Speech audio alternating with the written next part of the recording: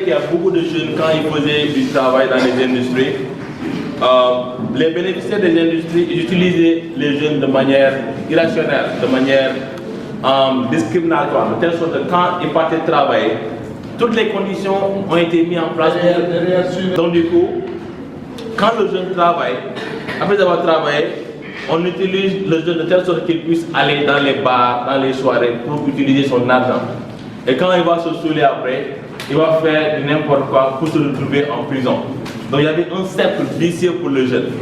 Alors un jeune anglais, britannique du nom de George Williams,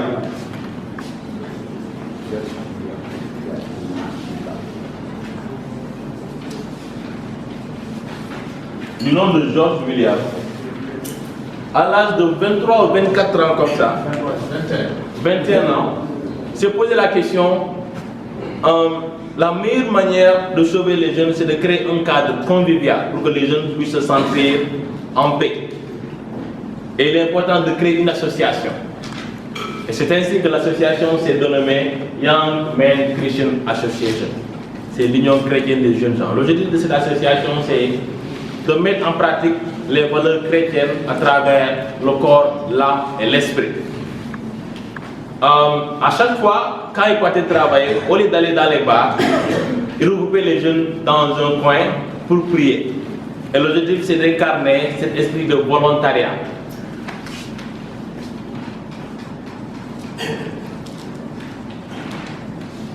Alors, le changement en cours terme, ce qui s'est passé, c'est quoi? Au lieu que les jeunes partent dans les bars pour boire et dans les dansiers pour faire n'importe quoi, les jeunes cotisaient ensemble pour contribuer au développement de leur communauté.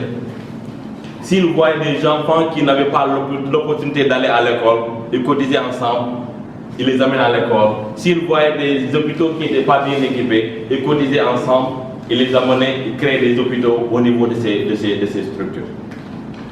Alors, l'organisation a commencé à avancer un tout petit peu.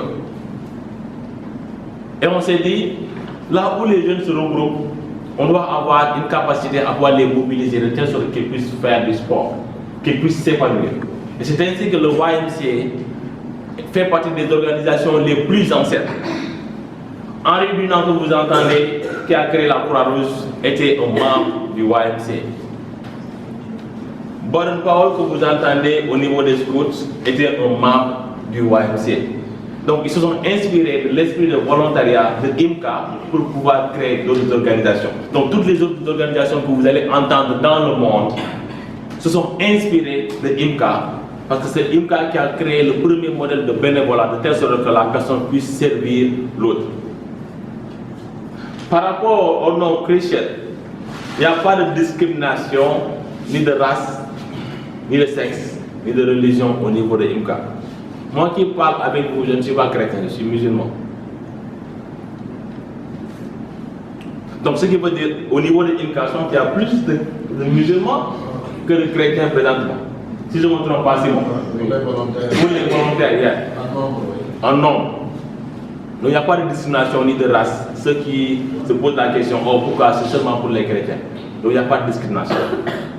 Alors IMCA est venu au Sénégal en 1982 par le biais de celui qui est le parrain, je pense, de cette formation, Robert Sagna, qui, à travers mon voyage aux États-Unis, a été invité, hébergé dans un hôtel, dans une structure qui appartenait à IMCA, dans laquelle les bénéfices que les gens ont, on les investit dans les formations des jeunes, dans le renforcement des capacités des jeunes. Et c'est la raison pour laquelle la vision de IMCA est commune en Afrique.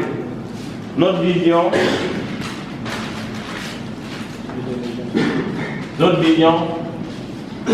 c'est de renforcer les capacités des jeunes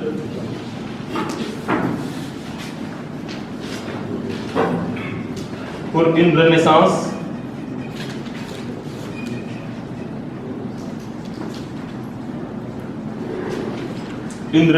africaine. La mission, oui, derrière les jeunes. Très bien, ça c'est important. C'est de former. Former, oui. Éduquer, très bien. Ok. Quelqu'un a parlé et le but de IMCA, c'est d'éduquer, de former et de servir. Parce que l'éducation, comme Nelson Mandela l'a dit, c'est l'arme la plus puissante au monde. Si tu veux développer un pays, il faut passer par l'éducation. Il faut passer par la formation des jeunes. Mais il faut passer par le service. Parce que le leadership, c'est l'art de servir l'autre. C'est pas se servir. N'est-ce pas? Parce que entre les jeunes que je vois aujourd'hui, nous que nous voyons, nous qui sommes ici aujourd'hui, on ne sait pas qui sera qui dans le futur. Aujourd'hui, certains seront peuvent être des présidents de la République, n'est-ce pas? Nous qu'on applaudisse pour ça. Ça ne se fait pas aujourd'hui. Il faut pas que les autres se négligent. Dans la salle, je suis persuadé que notre président peut sortir d'ici. Bonne journée.